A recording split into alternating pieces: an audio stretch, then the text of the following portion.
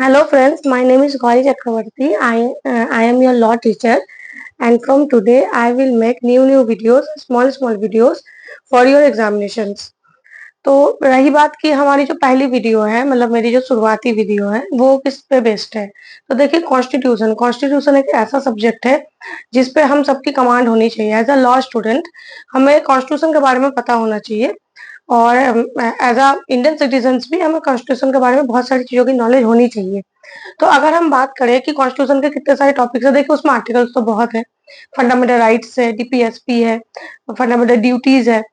लेकिन मैं आपके लिए जो वीडियोस बनाने वाली हूँ वो वैसे वीडियो बनाने वाली हूँ जो कि मतलब इंपॉर्टेंट टॉपिक्स होते हैं, जैसे कि बेसिक स्ट्रक्चर से क्वेश्चंस बहुत ज्यादा फ्रेम होते हैं एग्जाम्स में। और इसका जो टाइमलाइन है कि बेसिक स्ट्रक्चर कैसे आया, बेसिक स्ट्रक्चर की शुरुआत कैसे हुई है, तो इसके लिए सबसे पहले हमें ये जानने की जरूरत है कि बेसिक स्ट्रक्चर एक्चुअली में क्या होता है। तो बेसिक स्ट्रक्चर एक ऐसी चीज है जिस जैसे कि आपका कोई आप घर बनाते हैं तो उसके लिए एक नींव का काम करते हैं। तो वैसे ही ये जो बेसिक स्ट्रक्चर है ये एक नींव है। एक जैसे कि मान लीजिए जो पार्लियामेंट है वो बहुत सारे मतलब आर्टिकल्स में अमेंडमेंट करना चाहते हैं। तो कौन कौन से आर्टिकल में वो अमेंडमेंट कर सकते हैं या नहीं कर सकते हैं।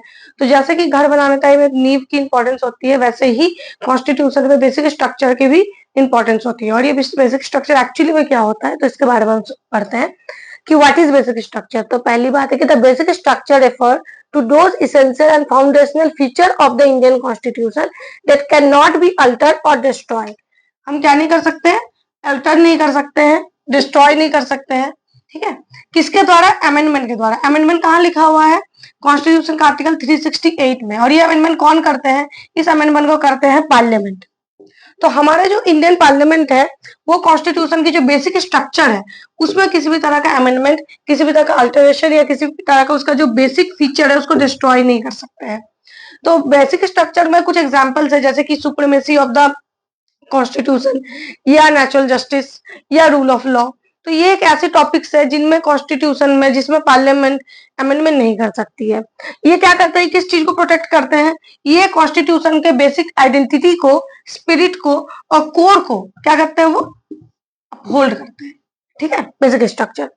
तो रही बात बेसिक स्ट्रक्चर डॉक्ट्राइन कहाँ से आया, स्टार्टिंग इसकी कहाँ से हुई। तो इसके लिए हमें एक बहुत इंपॉर्टेंट केस जिसका नाम है Keshavananda Bharati versus state of Kerala का केस 1973। इस केस से इसकी जो एक नींव रखी गई थी कि व्हाट इज बेसिक स्ट्रक्चर क्या होता है। तो इसके बारे में इन डिटेल में मैं आपको बताऊंगी कि बेसिक स्ट्रक्चर की टाइमलाइन क्या थी, मतलब ये कैसे कैसे आई है। पहले सज्जन सिंह का केस आया है, शंकरी प्रसाद का केस है, कौन सा केस आया, कब आया, और उससे क्या क्या चीज अमेंडमेंट्स हुई है।